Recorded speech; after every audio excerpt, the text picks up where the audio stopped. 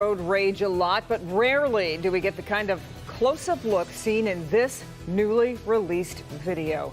Topping our news at 6, that chaotic scene during the morning commute in Troy. This was at Crooks south of Big Beaver. Two men ended up in a wild altercation. It attracted a lot of attention, including from a local lawyer who wanted to stop the fight. Rod Maloney live tonight with the eyewitness accounts. It got really ugly, Rod. Yeah, Devin, you know, that video is deeply disconcerting here. And here's the thing. Troy police still looking for the guy who drove over that guy's foot that you just saw there. In the meantime, the man who was on the ground and had his foot injured, well, it turns out, at least according to what he told the attorney that we're going to be talking to in a second, that he's a cancer patient. So this thing just spirals out of control. So in the meantime, we talked to Mark Rossman, an attorney who just happened on the scene, and he said what he saw was so appalling he had to get out and do something.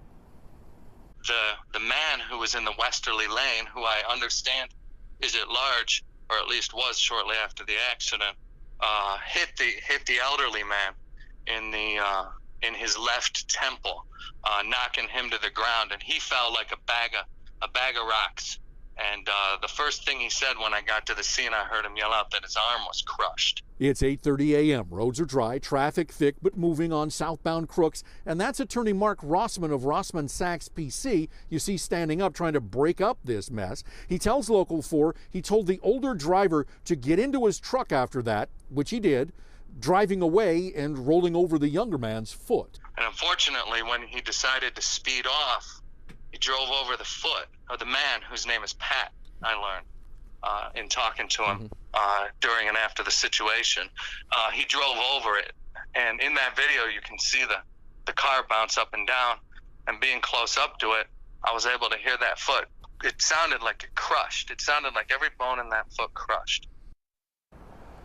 And so Rossman said he was horrified by the whole situation. He said he even got involved against his better judgment. In the meantime, Troy police say they know who the driver is. They know that he lives in Troy, and they're still looking for him. And if you know where he is, you know about the situation, they want to hear from you right away. Devin, back to you. That was a horrible description of the injuries we just heard. What do we know about that, Rod? Well, you know, that's the thing. The gentleman who was on the ground was brought to Royal Oak Beaumont Hospital for his injuries, and we don't know, but Mr. Rossman did tell me that the gentleman said his foot was okay, even though it was run over. Now, whether it was the front of his foot or part of the sneaker, we don't know. Yeah. But again, the notion that he's a cancer patient, none of this can be good for him. Yeah, certainly not. All right, Rod.